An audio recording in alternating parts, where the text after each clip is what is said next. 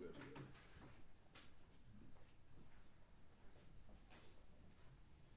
Alright.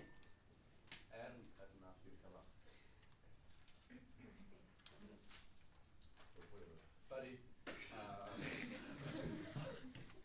may the first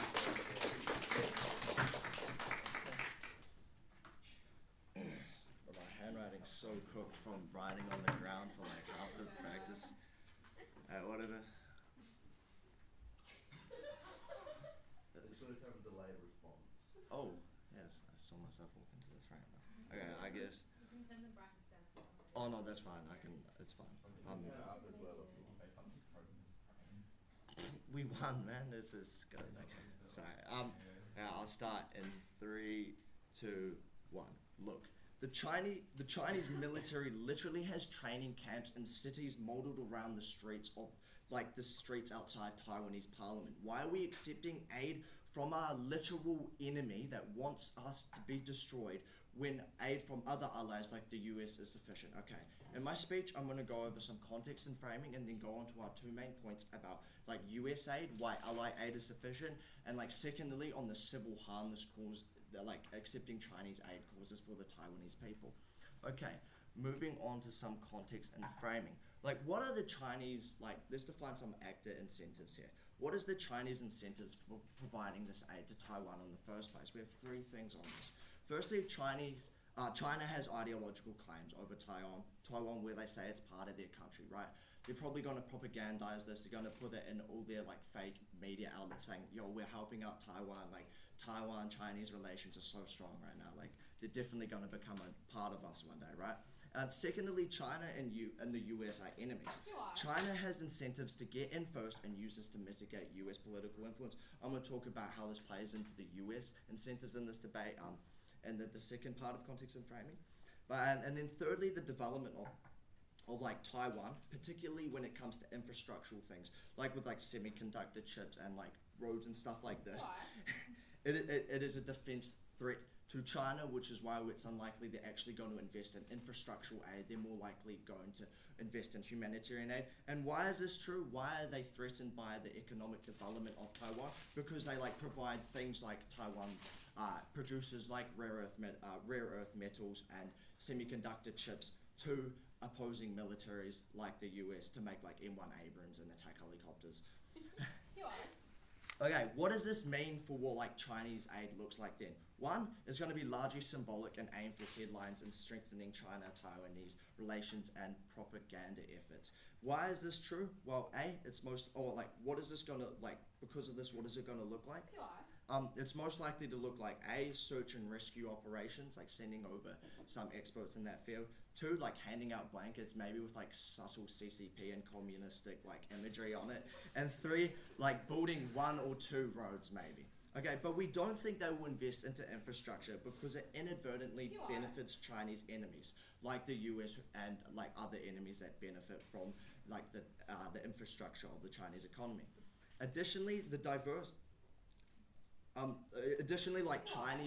Chinese economy right now is in a really bad state because of the housing market bubble collapse and just an aging population. They're not going to send millions of dollars over in foreign aid when they're suffering in their own country. Whereas I'm going to talk about why the US is willing to do this. What is the US incentives for providing better aid, more sufficient aid, including humanitarian aid?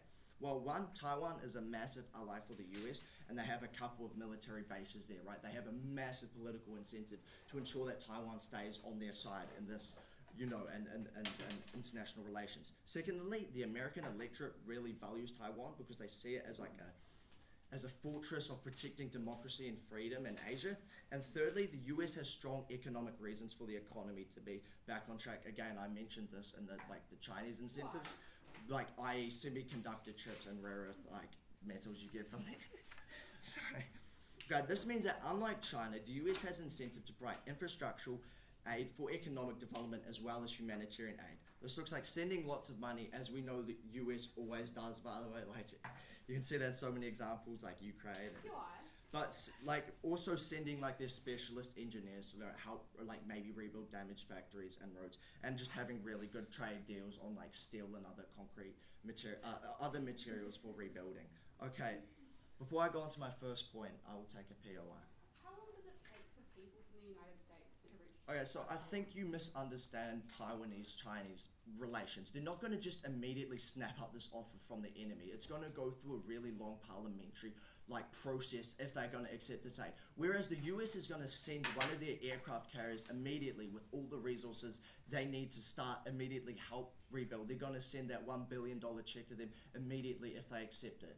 We think that the process of accepting this aid will actually take longer than the aid actually getting there. Okay. Moving on to my first point, which is the trade-off between US and Chinese aid. Per my framing, the scale of aid that the US has been able to offer Taiwan is much greater than what China could have provided. So why is this US aid actually exclusive to affirmative? I have a few mechanisms here. Firstly, accepting Chinese aid is a slap in the face to all of the aid the US has and will provide to Taiwan. Particularly important because people in America want to support the decision to send lots of aid, but this is going to get picked up by the media. They're going to say, oh look, China's supporting Taiwan. Why am I taxpayer money supporting like a Chinese puppet state? You know, they're not super logical, but that's how they're going to go about it, right? Secondly, accepting aid will be a symbol of like normalizing relations with China. This kind of relates to like the American electorate disliking this, right? Even if the likelihood is low, the risk is that this eventually, once relations with China get up to a normalized state, this aid inadvertently goes directly back into the Chinese economy. Maybe this looks like Taiwan deciding to trade with China with some of their key resources like semiconductor chips. And thirdly, the US offering aid and continuing to offer aid to Taiwan, despite them like having this agreement with China, signals to other US allies or other countries that get US foreign aid that it's okay to double deal, it's okay to double dip, it's okay to pick and choose, it doesn't matter. The US will have made this clear to Taiwan before they accept this deal in Parliament that, look, if you guys accept this, we will not help you, we will not provide all the amazing benefits we come with. And they're not likely to just be like, oh, whoops, I'm just going to go back on my word. Okay, what are the outcomes of this? What this really means is that Taiwan can't accept both US and Chinese aid at the same time. Outcomes of this: underneath, Taiwan receives some Chinese aid, but trades off on the economic benefits in the long term that the American aid would provide. And this is really harmful because Taiwan is a small industrialized nation. They need to get their economy back on track from this massive disaster, and it's going to have many effects on the people and their jobs. And in the worst case, your infrastructure is really bad, and US trade relations decrease. Now moving on to my second point, which is the civil harm points. I will note here, in F's best case, where maybe aid is symmetric, where maybe the US still provides aid, there is still a massive civil harm which is intolerable. Context: Taiwanese national identity is framed to oppose China, right? There's nursery rhymes celebrating independence, right? There's they commemorate the Tiananmen Square, they my brain's not working right now. But whereas that's banned in China, they memorize these things, and then they exclusively ally with China's enemies like the US. Okay, quickly mechanisms. Okay, for the average Taiwanese person who doesn't know anyone that died in the earthquake, 99% of the population, it's deeply unsettling to see CCP helicopters flying over to provide aid.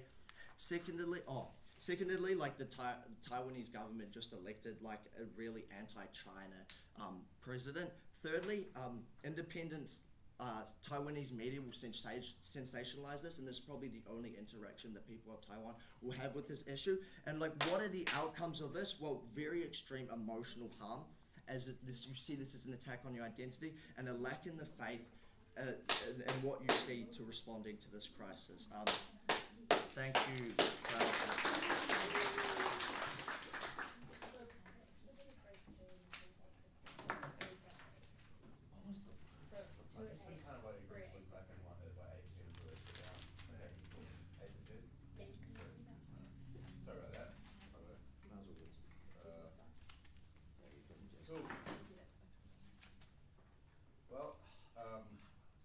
I listened to that perspective and I heard it, and it was heard, and I gave space to it in my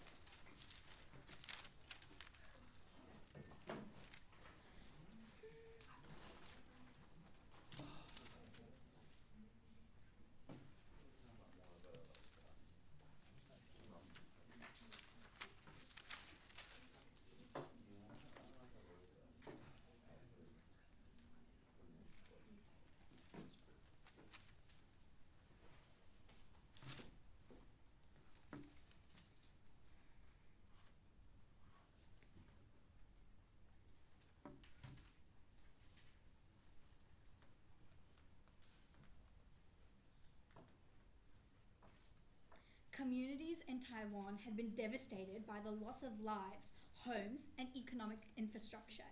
It was not good enough for Taiwan to trade off efficient and quality aid over the overblown fear of Chinese influence. Three main substantives they'll bring to you in this debate. Firstly, how is China the best actor for ensuring safety? Secondly, how do we rebuild the economy? And thirdly, Isabella will provide you a split on how we de-escalate tensions with China. Firstly, on modelling, before I get into my rebuttal and my substantives. So, firstly, what do Taiwanese and Chinese relations look like? Chinese influence on Taiwan looks like soft power, not concrete military action. What is this? Why is this? No, this is because the USA opposes a threat to China should they try to invade Taiwan or should they try to really influence Taiwan. How is the soft power shown from China? This is shown by having boats out in the waters and not recognizing Taiwan, not having concrete military action. What do we stand for in this debate? We stand for the Taiwanese government accepting help from China, whether it be personnel, aid, or whatever is needed. So, before I get into my substantives, some three main points of rebuttal for you. Firstly, we heard from the affirmative house that there would be propaganda efforts. Okay, if Taiwanese people have been seeing propaganda for decades and decades, one day if they see like CCP blankets, they're not just gonna think, oh my god, what have I been doing this entire time? I'm gonna side with China instead. No, this is just unrealistic. Like, China could have easily, if they wanted to have these propaganda tactics, they could have like flown planes overboard and like dropped like blankets with the CCP's face on it. This is just unrealistic on their side of the house. Secondly, China has a similar economy to Taiwan. So when we have like, China has like, compared to like the US, which has like tertiary like economies, tertiary industries, as I'll like expand on this in my second point, but China has like a similar economy, which is why it's better for China to give help rather than the USA. Okay, moving on to my substantives. First point on how China is the best actor for ensuring safety. Firstly, if we can prove to you with this point that China has the tools to best help and save the Taiwanese people, we win this debate. Okay, how do we prove this point? Firstly, how is China able to help most efficiently? Multiple reasons under this point. Firstly, they're geographically closer to Taiwan than any other superpower that can help. This means that when they get there quickly with personnel and aid, this is especially important because during a crisis, every second matters. Secondly, China is a large company. Because of their economies, because they have a large population, this means that they have a large number of resource personnel. This means that they can send more aid, they can send more people to Taiwan to help. We saw this an example of this is in the COVID-19 pandemic, when China was literally able to build a hospital within 9 days because purely of the amount of manpower they have. Thirdly, on manufacture, China is self-sufficient. They are like a secondary economy. This means that they're able to like manufacture a lot of things themselves. They're able to produce like machinery, aid at like a way cheaper cost for themselves, which means that China is like incentivized to do it more. Whereas the U.S. it costs them more to send these aid, to send everything out. Whereas on China, it's just easier. Basically, what this means under this point is that China's better ability to help Taiwan more than any country, such as the USA. Secondly, why China has incentives to help Taiwan to look good on the world stage. Why is this? So when a disaster occurs, media worldwide flock over to the scene because, why is this? Because it's topical. They flock to the scene because it's topical. This means that if you're seen like doing a good or bad job, like when you project like an image on yourself, like for like countries such as the Pacific and Africa, where China like really wants to have a good image in these countries, this is especially important. They're wanting to do good, but this means that they have incentives to want to do good. They want to save more people, they want to be quicker, and they want to build high quality hospitals in Taiwan. Thirdly, regional expertise. What does China have? China has many earthquakes. They have like much like of the geographical climate that Taiwan has. This means that they know how to deal with them. They have mountainous terrain, whereas as you have in Taiwan, where where military personnel can get to where military personnel can get to the casualties faster, so they know how to save people and they can save people quickly. Thirdly, well, China and Taiwan have similar languages, right? They have similar cultures. This means that you break the language barrier, which means it's easier to track down people. It's easier to help them because you don't have this big language barrier. Before I move on to my outcomes, does the affirming house have a point? Yeah, the incentives that you give to look good on a world stage, why do they actually translate to things like infrastructural aid and not just band-aids like immediate humanitarian relief? Okay, as I've told you already in my mechanism, China really wants to look good because they have all these industry power. Because if they can show that they can help Taiwan efficiently, it means that they look better. That's how I'll respond to that point. Moving on to outcomes, we get more aid to people in time. This is important, as I flagged in my mechanisms, because it's every second counts, right? Second outcome, even if 12 people died, thousands were injured, these thousands may have life impending injuries that would have been prevented if Taiwan accepted aid from China. Any kind of injuries that prevent you to go to work or support your family or go to school could have been prevented, which would have been better for the Taiwanese people. Moving on to my second point on how we rebuild economies. If we prove to you under this point that we're able to improve Taiwan's economies, and we are able to keep people safe, we also win this point under the debate. Okay, firstly, Taiwan's economy relies on electricity. Producing Taiwan's chip industry is the largest industry that they have. Producing chips is especially important. You need electricity for that, which means that you need electricity to rebuild infrastructure, to have cable lines, to have circuits. Why is this crucial, and why should it be done quickly? When we are faster, we mitigate the harm that our international buyers, our international consumers look at alternative and consume for our competitors, so we have a better economy. Secondly, we get people back to work faster, we get them up and running, and we get our economy back to track as fast as possible. Secondly, why is China is a major manufacturing company? This means that they know how to fix machines, they know how to get factories back on track and running. Countries as I flagged in my rebuttal, countries like the USA are primary industries that do tertiary industries that do not have this, whereas China does. What are some of the outcomes of this point? When we get our economies back in track, we get a lot of people back on track. We get people supporting their families. Not every person in Taiwan is injured. It's crucial for these people to get back to work quickly and for their environments to be fixed. This is why Hawke's Bay wins. Thank you, so proud of you. Alright, Hawke's Bay is not you, it's me, but I think I would like to hear from other teams. Go on,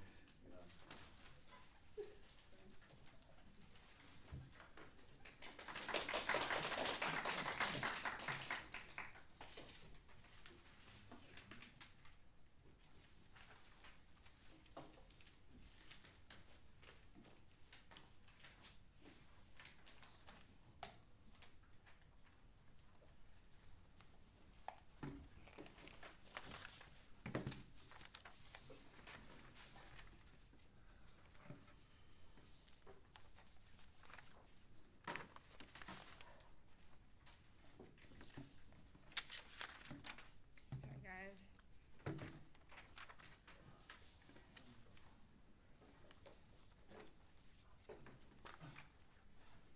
Okay, I promise. One more piece, here we go.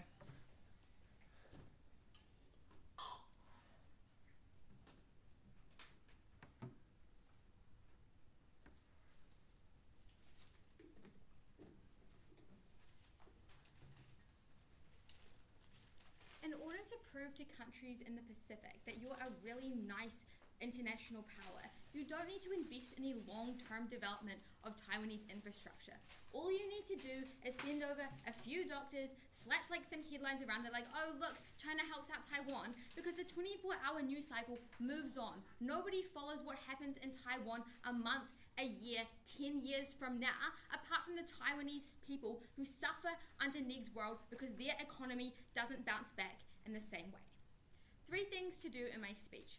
Firstly, on the comparative between Chinese incentive and capacity and US incentive and capacity and what that trade-off on aid actually looks like. Secondly, just a quick note on safety, and then lastly on Taiwanese civil society. I want to note firstly that Neg doesn't contest the exclusivity of US and Chinese aid. This is probably pretty unstrategic for their case, but I'm going to add another reason why these things are exclusive, and I think it's pretty intuitive, right? It's just that the Chinese and US militaries, who are normally the functions that provide foreign aid to other countries, aren't going to cooperate. You're not going to have Chinese and American militaries operating in a tiny mountainous terrain in the same time. That is never going to happen. They very clearly don't get along. I think it's probably too late in the debate for Hawke's Bay to kind of pivot their case and be we're going to get these aids at the same time, because they seem pretty happy with that characterization. But let's talk then about Chinese aid incentives. They tell you that the incentive is just to look nice on the international stage, like we tell you, and it's probably also true that you have an incentive to extend some kind of diplomatic overture to Taiwan to be oh yes, we're going to be friends in the future. But I don't think, like I flagged about introduction, I don't think that response was sufficient, right? Because it doesn't really contend with why China would want to actually invest in your infrastructure, particularly when, if Taiwan continues to not be your friend, continues to be friends with the US, investing in your infrastructure is a direct defense threat to you, right? Every semiconductor chip factory you rebuild, in the very worst case, are the semiconductor chips that are in the missiles that hit Chinese shores. I think that's a pretty big risk, right? That's something that gives China a pretty low incentive for long-term infrastructure development. That means that what they tell you about infrastructure probably isn't something they can access. But even if China was the best actor in the world, they actually just don't have a lot of capacity to do this aid in a very good way. Because, note a couple of things firstly. It's not true that just because China is really big, they have a really flourishing economy, right?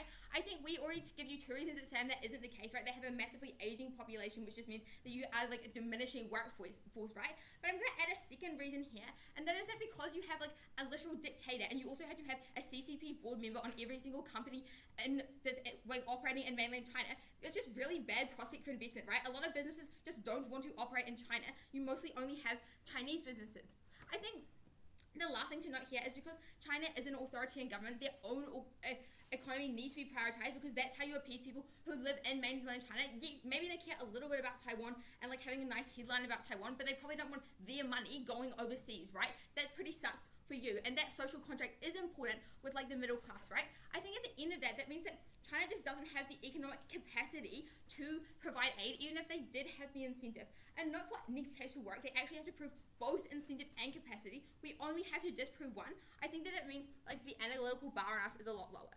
I want to talk secondly then about the comparative, right? What is the US incentive and capacity? They tell you that the US is not going to be very good at providing aid because they have tertiary industry, and Taiwan has primary industry, and so does China. I think this is a pretty kind of unintuitive thing, right? I think it's not necessarily true that there's just nobody who knows how to operate factories, nobody who knows how electricity works in the US. And I think if the US wanted to help out Taiwan, they'd probably just find, the 10 people in Silicon Valley who know a lot about electricity. I think that's probably pretty fine, right? But also because we tell you that the US just offers lots of money, right? It's not true that every single expert on Taiwan in Taiwan has suddenly died, right? What they need is actually resources. It's not really clear why they need a whole bunch of Chinese people to come in and rebuild their economy from scratch. They just need the raw materials, right? I'll take a POI before I move on. Have the Belt and Road projects been successful? I mean, successful, yeah, sure, but but the reason that they are successful is because they provide a really good strategic benefit for China, right? You build a port in Sri Lanka that you own for the next 99 years, so you have control over the port in Sri Lanka. You don't do that in Taiwan to give yourself control over a port, because Taiwan's never going to agree to that, right? And like I gave you that example before, the semiconductor factory you rebuild in Taiwan is a direct threat to you. It's not a strategic advantage, right? I think back to the US then, I think it's probably pretty obvious that the US does have capacity to help. I think the best response we could hear from Neg at this point in the debate is that the US isn't helping the Ukraine, or the US is pretty hesitant to help the Ukraine, and they're stalling that money to go through Congress. But why is this not a good comparative, right? Because getting involved in the Ukraine is perceived by the US electorate as a forever war. It's just going to drag on and on and on. I think people in the US probably think, oh, it's pretty easy to help out in an earthquake, right? We just send send over some aid, they probably don't realize how long that investment might be. But even if that isn't true, there's a harm beyond the status quo, right? Where when Taiwan signals willingness to buddy up with China, the US just becomes less willing to invest in your trade in the future, right? Because they are worried about you becoming a threat. I think that it probably is relatively fair to say that this could be the tipping point, right? Taiwan doesn't know that this isn't the tipping point where the US decides it's actually too risky to continue investing in Taiwan. And I actually think that means that the Ukraine example is great for our case, because it probably means that the US is quite careful about where it invests. And if Taiwan signals that it might be buddying up with China, that occurs a really long-term harm and further proves why the US aid has to be exclusive. I think at the end of all of this material, the absolute best world for NEG is that the aid is absolutely symmetric, right? And I'm going to prove to you with my second point how we can still win. But there are actually some pretty big harms that they are risking. They tell you that China is a soft power and they just they could just fly planes or put a boat in the harbor, right? But you can't predict the future risk that China might invade. Why? Because when you're a country governed by a dictator, that's a pretty irrational actor. You can't guarantee that he's doing the same cost-benefit analysis that debaters are. And in fact, the absolute worst case under NEG is that China, because it doesn't like Taiwan very much, actually has an incentive to sabotage, to make it more strategically good in the event of future wars. That looks like things like entering and imaging the mountain terrain that's Taiwan's last line of defense possibly in the future, or literally just getting a camera inside the semiconductor factory and figuring out how they build their awesome semiconductor chips, right? Lastly, on speed of response, next is proximity. I think two things. Firstly, we give that really good response at Samuel about the diplomatic process, because channels are already established with the US and they aren't with Taiwan. That's going to work better. But the other response here is just the US already has a military base in Taiwan. They can probably just roll out some support from there. Lastly, on Taiwanese civil society, I think note that it isn't that it's going to make you a communist, and that's really scary. It's that things they feel like this is an attack on their identity that is framed in opposition with China. That means you get things like protests because people are really mad. If you care about aid, that probably slows down the capacity of aid. But it also means you have a lack of faith in the government. And at a time of crisis, that's really scary. That's a massive emotional harm. Look, if you think that aid is totally symmetric in either world, or even if you think that aid is slightly better, the massive emotional harm that we're incurring to Taiwanese people under their world is far, far worse. And look, at the end of the day, I was doing some debating with Taiwanese kids when this earthquake happened. They didn't even feel it, right? It's not very proximate to most people in Taiwan. What is really scary is seeing the CCP helicopter that in your mind is directly linked to images of invasion, images of your national identity being stripped away, images of all your native culture going to be possibly repressed. Those things are terrible, and they impact everyone in the country.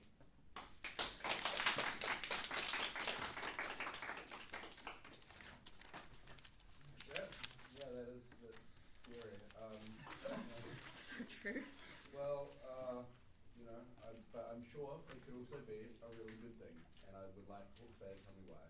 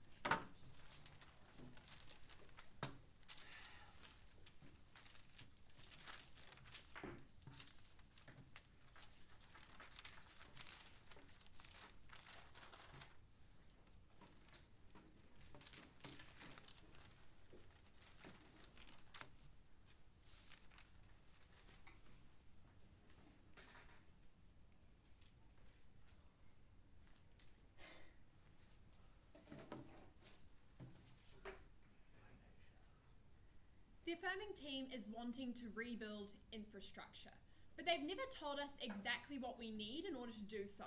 What are the kind of things that the Chinese are unlikely to provide? We tell you that in order to rebuild an economy, you need things like electricity. But what else do you need electricity for? You also need electricity to operate a hospital, to provide the kind of humanitarian aid that they are also wanting to provide. In order to rebuild an economy, you need to have roads going to and from factories. What else do you need roads? You need roads in order to access the people, in order to save them. Or you need to be building helicopter pads in order to go and save people, which can also be used for industry. I think a lot of the things that they are saying that China is only going to be providing, such as humanitarian aid, are at best like also being used to provide infrastructure aid. But we have a couple of other reasons about how we think that we are still able to improve the infrastructure in Taiwan. Before I get into that, a couple of things I'm going to be talking about in this speech. Firstly, the kind of aid that we are going to be getting from China and its ability to actually help the Taiwanese people. Secondly, just on the ability to send aid, and we don't think that the USA has this huge ability to send large amounts of money very quickly that they are making out. And also talking about the optics incentives of both parties, and who's going to who is going to get the aid, and are we going to be able to get both? And then just lastly, on the kind of propaganda and emotional harm that we heard before talking about my split about de-escalating tensions. So I've just explained to you how a lot of this humanitarian aid is also going to be able to be used to improve infrastructure. But what else do we tell you? We tell you that if we have the Chinese government focusing on humanitarian aid, we also have Taiwanese rescue personnel. We also have Taiwanese people who are now able to go and focus their efforts on rebuilding infrastructure. So we'll go let the Chinese people go and save people's lives, go and give them blankets, go and keep them warm so that we can better focus our efforts on rebuilding our own economies. We also tell you that even if China is only saving lives are employees, right? Like, you need employees in order to operate an economy. You can't be making your chips if you don't have people to do it, because thousands are left with lifelong injuries that leave them unable to support themselves. But what else do we tell you? We tell you that the optics incentive that they were talking about, of like wanting to look good, doesn't just mean that you only care about humanitarian aid, or that it is the only kind of aid you're going to want to provide. Because we think optics isn't just to the Pacific, it isn't just to countries in Africa. You're also wanting to look good to Taiwan.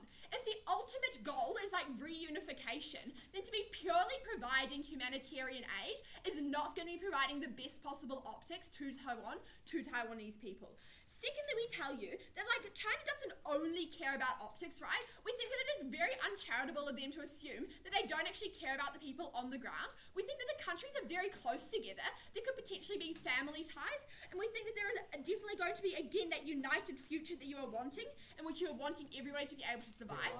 This means that you need to ensure that Taiwan has an operating economy for the people that you want to be your future citizens to be able to work in, to be able to support their own families. But just furthermore, on the kind of aid that we are able to get, we heard that, the USA is going to be able to provide lots of money, and they said that actually they're going to do this because it's not like Ukraine. Ukraine is just a forever war. I think firstly, just on the forever war comment, we think Taiwanese-Chinese relationships have been at high tensions for a very long time. We don't see why that isn't symmetric. But secondly, the actual reason why Congress isn't passing any very little humanitarian aid is because of Republicans using it as a political tool in order to pass immigration legislation. That just simply doesn't change when you say oh no, but now it's Taiwan. And it is even worse when you consider the xenophobia that exists in the USA. Ukraine is Europeans, right? They are much more likely to want to provide aid to Ukraine, but they are much less likely to want to just pass automatic billions of dollars to send to Taiwan. So ultimately we think that the USA is not going to be sending aid, or if they do, it is going to take months, and it is going to end up being very little at the expense of xenophobic immigration policy in the USA. But we tell you that China has the ability to send humanitarian aid that does actually help infrastructure, and they also have the incentive to send aid that will uniquely enhance infrastructure in Taiwan. But what about the ability to send aid? We heard that, China has a huge suffering economy and they are unable to actually do anything. When we asked the POI about is the Belt and Road successful, they said yes. I think this is an example of how China has the money to be able to help countries overseas. They are sending billions of dollars to develop infrastructure projects overseas. Obviously, they are not a failing economy if they are still maintaining the ability to do that. But secondly, why even if they have some lack of money, are they still able to help? Because we think that because they are a manufacturing company, they likely manufacture a lot of the things that Taiwan is going to need. We're talking things like the blankets to keep people warm that might have a CCP image on them, okay? That's keeping someone warm, that's saving their life.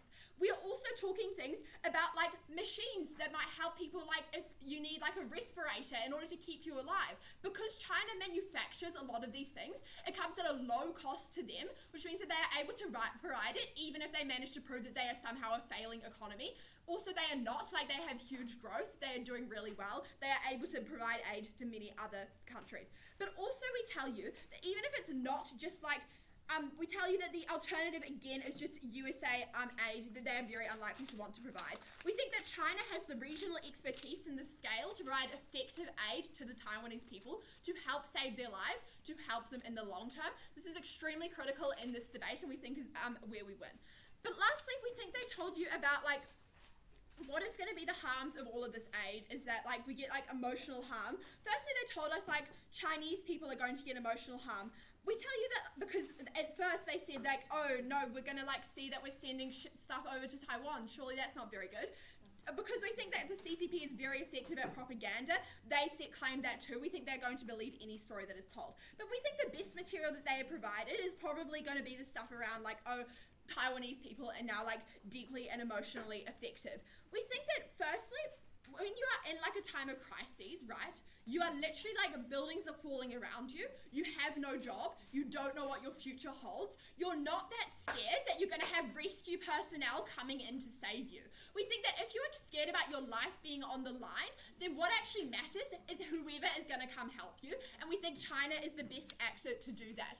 We also don't think particularly that the kind of like anti-Chinese sort of stuff is actually, we think that the leader is actually extremely moderate, isn't likely to want to change the position currently, and so is likely to maintain the sort of like, we're just going to chill here and do what we like, we're not going to like increase tensions with China. This doesn't mean that Taiwanese people are extremely going to be enraged, Taiwanese people, because they're just like staying where they are and they're happy where they're at.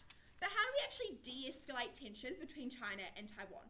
We think that people interacting on the ground, like Chinese rescue personnel helping save others, offers a sort of humanizing aspect that may sort of have a way to counteract some of the propaganda that people may be receiving from the CCP, both with Chinese people and with Taiwanese people.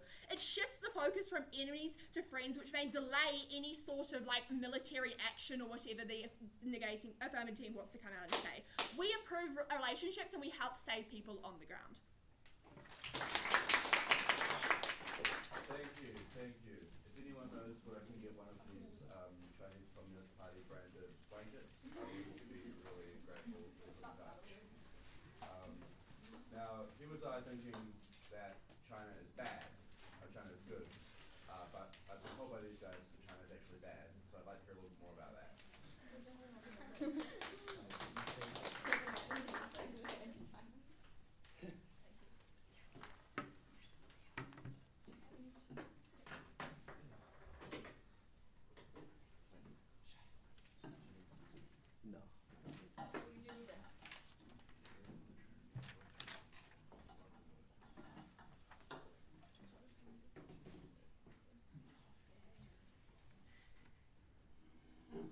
Since this debate was started off by a quote from the venerable Backstreet Boys, I feel it's time to mention another quote from them. Everybody, everywhere, don't be afraid, don't have no fear. Uniquely on the affirmative side, we are the only way that the Taiwanese people can truly have no fear. Okay, two main things to do in my speech. Firstly, about Taiwanese civil society and Chinese threats. Then secondly, on the quality of aid, which largely comes down to US versus China thing very neatly, because the negative side does not contest that they can have both, right? So Taiwanese civil society and Chinese threats. What does our world look like here? Right, we tell you, obviously, the context being that China very obviously intends to invade Taiwan at some point, right? This is a very obvious point here, right? And largely underneath this, there are huge psychological harms from these things, right? We tell you all sorts of layers of analysis for this. We tell you about media sensationalism, Chinese troops on Taiwanese soil for first time in 100 years. We tell you about seeing Chinese troops just in your land when you know that they are the enemy psychologically because you've had this drilled into you, and the huge harms here. Neg then responds to this and tells you in their world, China only has this kind of soft power because of the US influence here, right? And they tell you that, largely, like, the emotional harms are mitigated because people are really, really glad to be saved. I feel like a few responses here, right? Firstly, yes, being saved is fun, but I feel like if you've been crushed underneath some rubble for like 5 minutes, right, and it opens up and you're really glad to see that you're outside, but then you see 3 guys with CCP patches, people that you've been told your whole life want to invade your country and kill your family and subjugate you to an authoritarian regime. That sounds pretty scary to me, right? I feel like that is a very significant psychological harm, right? Yeah, sure. What is the distinction between the types of aid from China and the US that you support?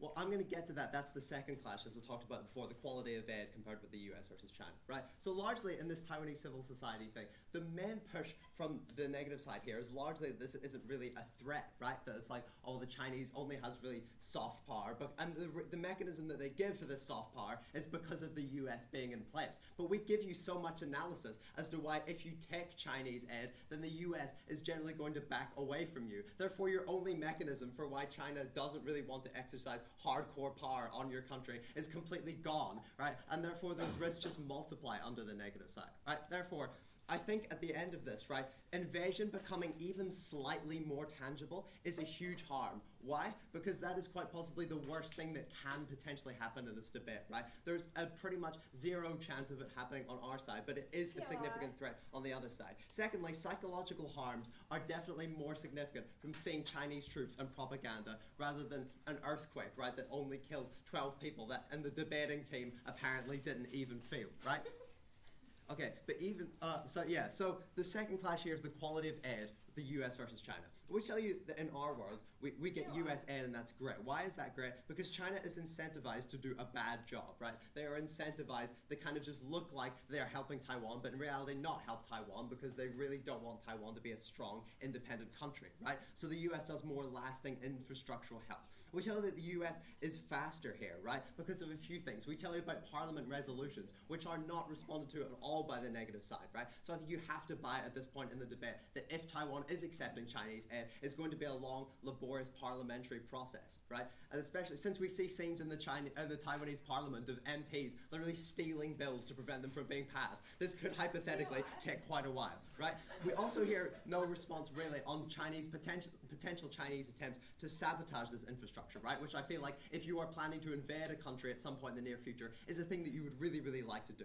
In their world, they tell you that Chinese aid is better for a few reasons. They tell you that China is closer and so they get faster aid. They tell you there's less of a language barrier, stuff about regional knowledge, better economical symmetry. China really cares about its own people. We will get to that. And the US won't pass quick aid because of Republicans. So quickly, I just want to talk about what kind of aid can the US provide? Money, right? This is a big one. A response here is that China does not have very much money, right? The main point that Negative gives as to why China has a lot of money is because they have lots of money to spend on these international programs. They're building military bases, I don't know, Angola or something. Note that these projects had to be cancelled in 2017. Probably a big part of that is because China is running out of money. Why? Because their housing market is collapsing, right? We talk about experts, workers, doctors and things. The US can provide raw materials. We said all that from first, right? And so the US really has a lot of unique points here. But in terms of responses to why, China provides uniquely bad aid, right? Taiwan, like, there's points about, like, Taiwan needing electricity and things that China can uniquely provide. I think Taiwan largely has electricity, right? Given that this only affected really a small part of central Taiwan, I think largely it has electricity to a big degree. What they need is actual structured rebuilding and not posturing, right? We give you analysis as to why China isn't likely to provide lasting structural help. They might fix a few roads, but they'll probably fix them in a way where they'll have potholes in the next few weeks and they'll need to be patched up anyway. But the US has actual incentives for them to not only look like they're doing a good job, but actually do a good job because it's strategically valuable. Also, these points about Republicans not wanting to give money because, they really don't like giving aid to foreign countries doesn't really work. Because let's think about Republicans, right? What do Republicans hate more than anything else? It begins with C and ends with communism, right? I think if your country is potentially being invaded by a communist country, there is nothing Republicans would like more than to stop that from happening. Therefore, we think this point about Republicans having a lot of control on US foreign spending actually helps us because there's nothing Republicans hate more than dirty, dirty Reds, right? So fourthly, Again, China has very, very little money, right? And they have very little incentives to spend it in unique ways. Whereas all of the, analysis we give as to not only why the US has more money here, but also why they are more incentivized to put it into more useful places, right? Pure. You see that, the US can actually have a much more tangible impact here. Yes, before I continue on.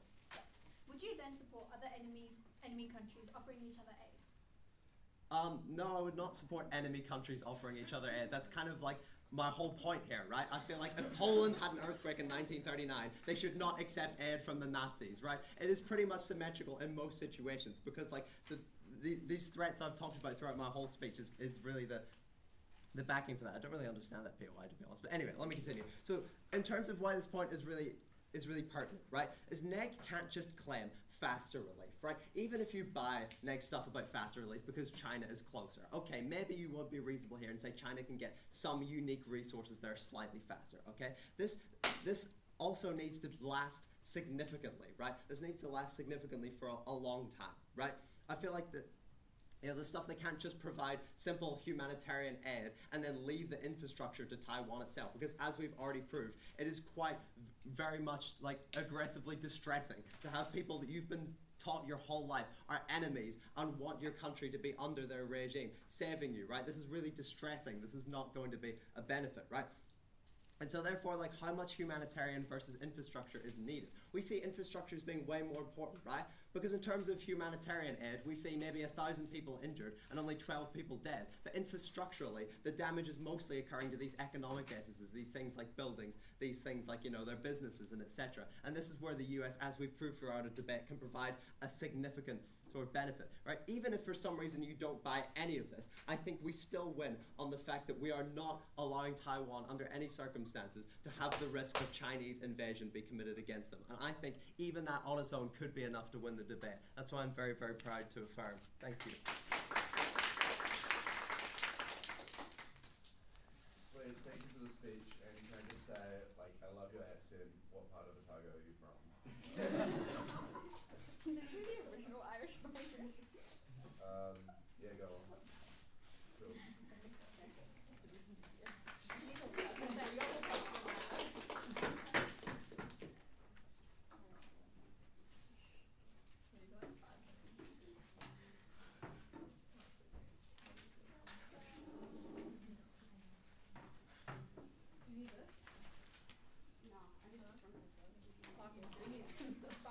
Yeah, Pringles.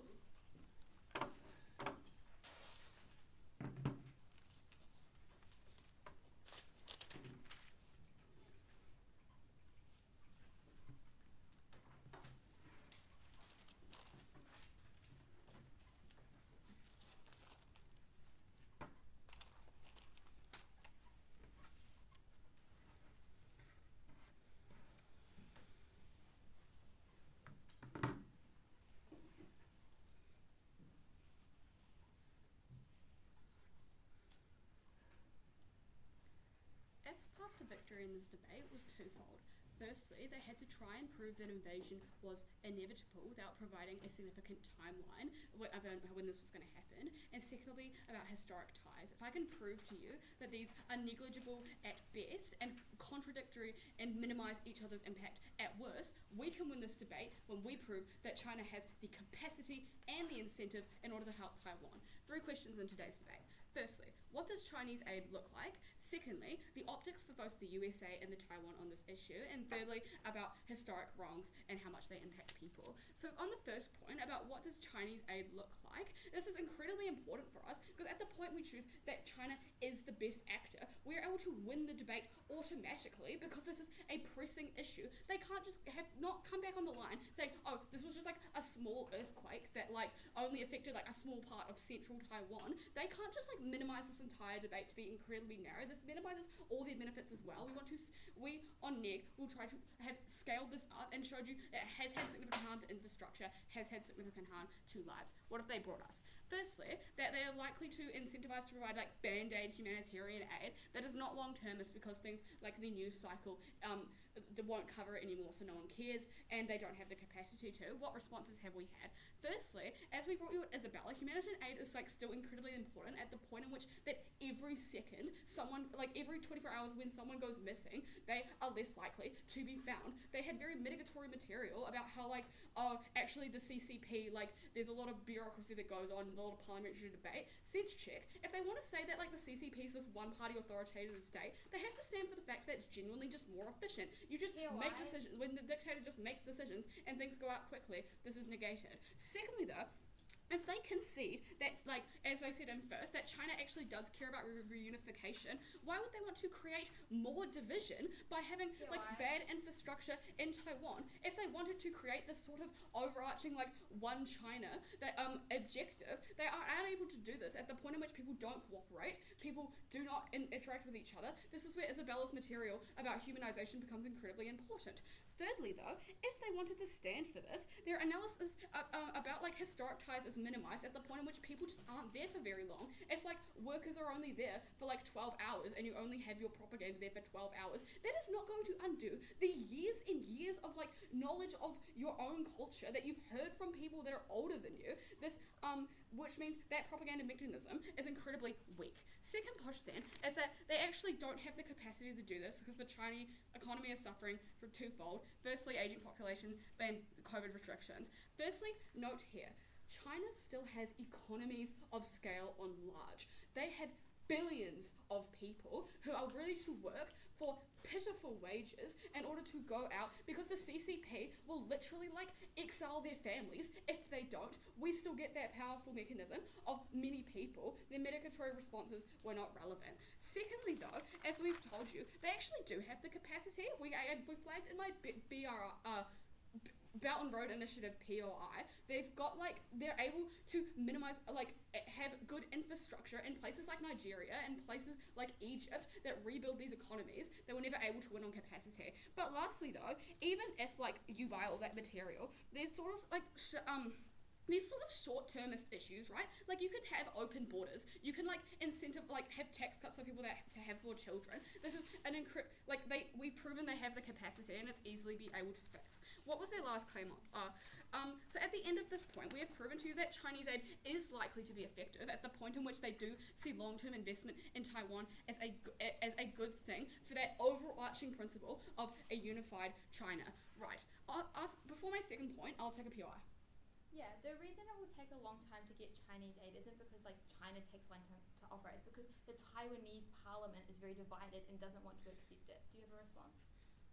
Okay, even if we do accept that like there's some sort of bureaucracy in the Taiwanese government, we still have the material about like geographic location. Like shipping things from the USA will still take like a month, will still take 2 months. Shipping things from China still takes a week. That sort of mechanism of like bureaucracy within Taiwan is symmetric. We make it asymmetric. Right. Secondly, about optics, this is really important because if we prove to you that the USA like does not care about Taiwan the same way they care about other places like Ukraine, we can win because we prove to you that there is like strategic no aid on their side, which means people suffer, more lives were lost. Right. What are we trying to say here? They tried to claim that like American electorate do care about Taiwan for some like vague moral reason, right? And they don't care about Ukraine because it just drags on. We had incredibly clever material at Isabella about why the Congress like uniquely doesn't care about issues in like Asia because of like sort of like these xenophobic like congressmen of Republicans. And let me build on this by saying a large number of Americans are like not geographically savvy. This is why Trump was able to get away with calling COVID the Chinese virus. They do have these xenophobic ideals ingrained in them and it is likely to continue, right? Because critically unengaged with, the USA has unique leverage over Taiwan because like we're saying, oh, we can give you aid, but not until like you pass our xenophobic immigration policy, which Isabella like expanded on, and this is more likely to happen at the point in which Trump is likely to win the next election because he's got 5 of the major swing states, Nevada, Georgia, etc. that is a unique political capital the USA has on our side of the house that they cannot claim. But then what does this mean for Taiwan? They tried to say like it's actually the intent to invade is like inevitable because they're gonna have like people on the ground and it's gonna be really influential. They provided no timeline for this to happen, right? So let me just walk through what I think is going to happen in the short term. Like, if they decide to invade, like whatever, in May, right? Which seems to be what they want to do because they want, like the FT wants to claim because they have all these officials on the ground, right? We believe a lot of these rescue officials actually are middle income to low income, like workers, right? People that don't have the capital, people who want to humanize with other people that they're saving, people who have been, like, systematically oppressed by the CCP. Therefore, they're way more likely to do things like vote with their feet and move out of China, leaving a significant amount of their working class completely out. And that is like that outcome is blown up if we accept their analysis about an aging population crisis. And then they tried to claim, lastly under this, that the future can't be predicted. But like we've already given you reasons at Anshika why an invasion is not likely. Lastly, then on historic wrongs, because they tried to prove like, all right, even if we like don't get any of these outcomes, like there's still like a principle like point because we can have propaganda.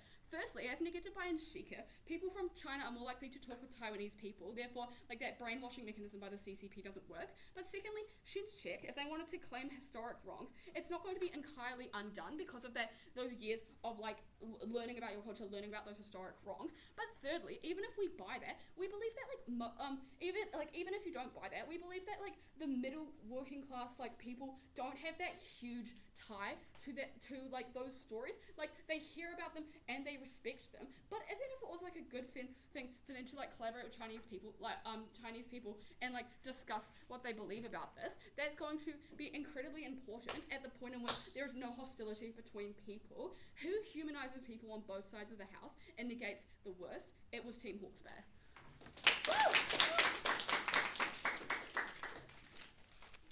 Well, I bet you guys thought that those were the last speeches, right? Well, you're wrong. There's two more, and there's some people that you've already heard from. So there's that, I guess. And what's more, and now, just on a whim, reversing the speaking order. So you guys are going to go now.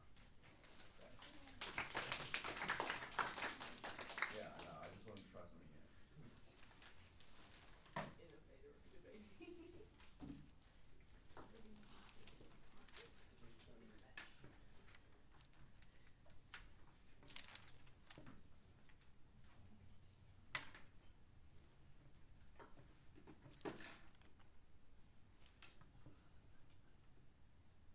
I think when we have proven that the USA is very unlikely to pass any monetary aid whatsoever, this is when they lose the debate because Taiwan is left to fend for themselves.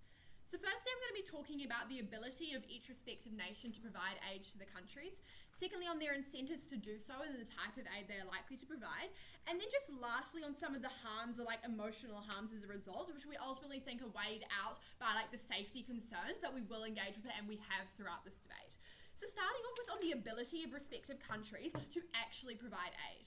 I think a lot of the unique mechanisms that we provided still stand. We talked about the language barrier. There's simply no way that the USA can like overcome that. We've talked about regional expertise in dealing with the mountainous areas where the majority of casualties are.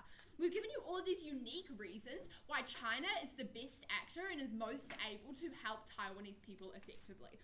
But what have they told you? They told you that, well, no, the USA actually has the best ability to do so because they can provide lots of money.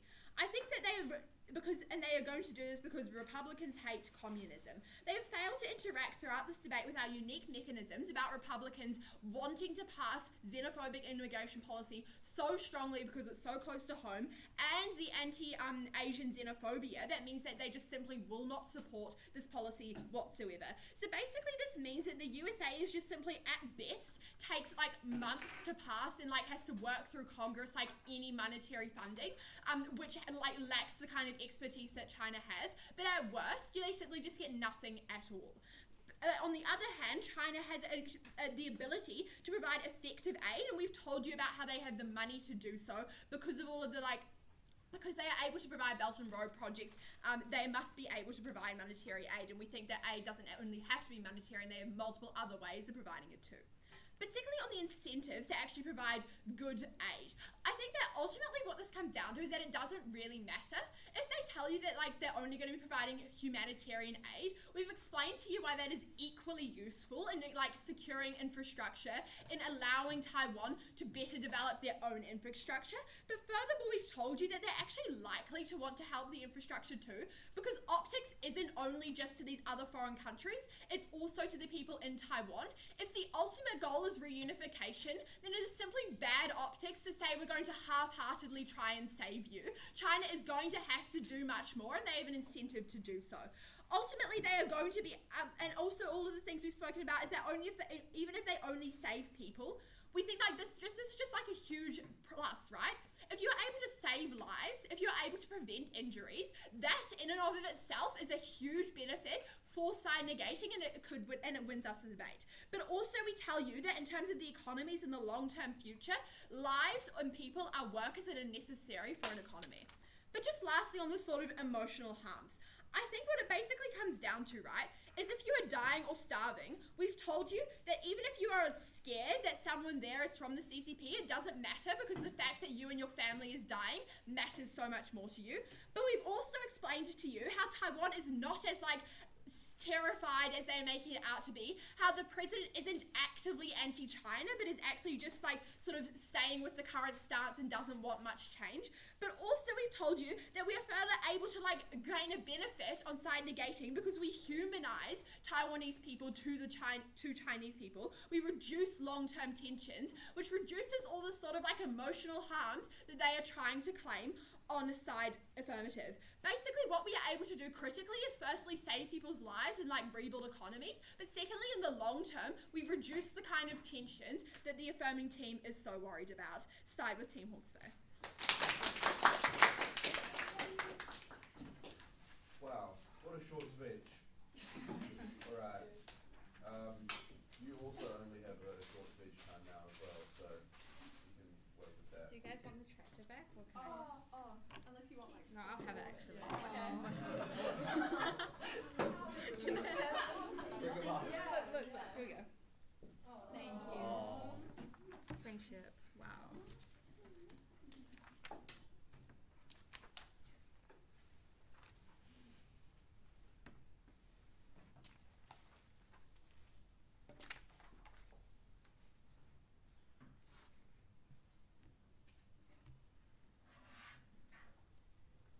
We hear at Third that the burden on us in this debate is to prove that Chinese invasion of Taiwan is imminent.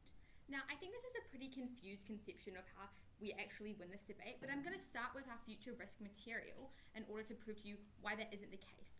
Then I'm going to talk about Chinese and US incentive incapacity, and lastly, on like Taiwanese civil society. I think the point of the future risk material is what we tell you is that when you like seek to have closer relations with China, you trade off on your close relationship with the US. By NEG's own analysis, that means you lose the main mechanism for mitigating Chinese influence, for making sure that China stays that nice, friendly, soft power with the boats in the bay instead of the one with boots on the ground, right? We never said that risk was inevitable, but we told you that because Xi Jinping is an irrational actor, you can't totally guarantee that it won't happen, right? And uniquely, when you increase China's like strategic knowledge of your country by putting them in your mountains, by allowing that camera in your semiconductor factory, you make this risk even higher, right? Because not only do you not have defense, because the US is no longer your bestie, but also China is much better able to invade you. But I think that at the end of the debate, like probably risk versus normalization wasn't where most of it happened, right? Because it's probably pretty hard to predict whether Taiwan normalizes or not. What matters then is on aid. So firstly, on China and incentive incapacity, they tell you, I think two things are true at the end of the debate. Firstly, on optics, look, the 24-hour news cycle mechanism applies in Taiwan as well, right? It doesn't matter, like, Taiwan either gets aid from China or not, right? So I think you still get an optical benefit here. And it isn't true that the long-term, but secondly, the long-term investment is actually just extremely bad for China strategically that was not adequately responded to, and it means that China doesn't have a really good incentive to help Taiwan build up its key industries back again. But note that they had to prove both incentive and capacity. And their main mechanism for proving capacity is that the BRI was super successful. And that might have been true until 2017 when China defaulted on all the projects and they all stopped, right? But the projects aren't going on. That probably tells you that China's economy isn't super great, right? And also, instead of just counter-asserting what China's economy was like, we gave you structural reasons as to not only why it was bad, but secondly, why even if it was great, the incentive is to keep the money in China to appease the Chinese middle class, right? Who are the ones who make sure that you stay in power as the dictator. The last thing to note here is they tell you that at the worst, China's economy is a short-term problem, but I think if it's a short-term problem, you can't provide aid in the short term, so that probably wasn't sufficient to mitigate that material. I think at the end of that, China isn't actually able to provide really good aid. Who is? The US, right? The two reasons why the incentive exists. Firstly, ideological, right? Republicans do hate communism, and uniquely, there's an electoral support because Americans really care about democracy and freedom. But secondly, there are really important strategic incentives. Republicans aren't stupid. They're also aware of strategic incentives to keep strength in Taiwan. That means that the incentive does exist. And also the capacity exists, right? Globalization is pretty nice. You can probably get stuff on a plane in 24 hours. But I think if speed is the deal breaker here, because you're already a US ally and because the US has military bases where they can just roll out support from literally right immediately, they probably don't need to go through a really long democratic process. I think it's probably true that aid is faster if you thought that was the deal breaker in the debate. Lastly, on civil society, note that this is not a principal point. There are very real emotional harms to the Taiwanese people, but also note that this is never engaged with in the actual material we give you. We're not telling you that CCP is going to brainwash Taiwanese people. We tell you it's an attack on your fundamental identity as somebody who is independent from China, when China is the one who has to save you from a crisis, right? When you see the CCP helicopter, you don't join the CCP, right? But you are scared because that is the person you've been told your whole life is going to invade you and take your freedom away. Look, millions of people who live in Taiwanese big cities incur this harm regardless of what happens in the earthquake infrastructure and the mountains. If you thought the debate was marginal, if you're confused about aid, you should give it on civil society.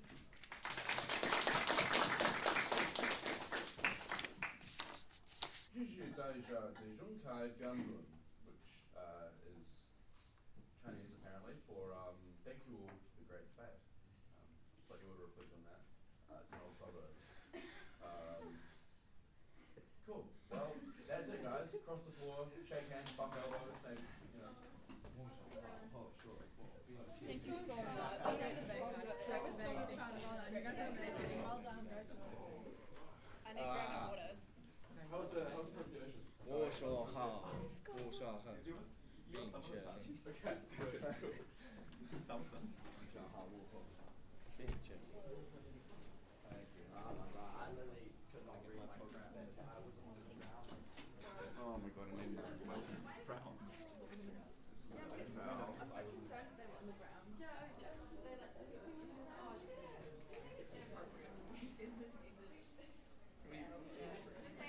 Oh shit, yeah, actually. Good night, chat. No comments on this stream. People don't care.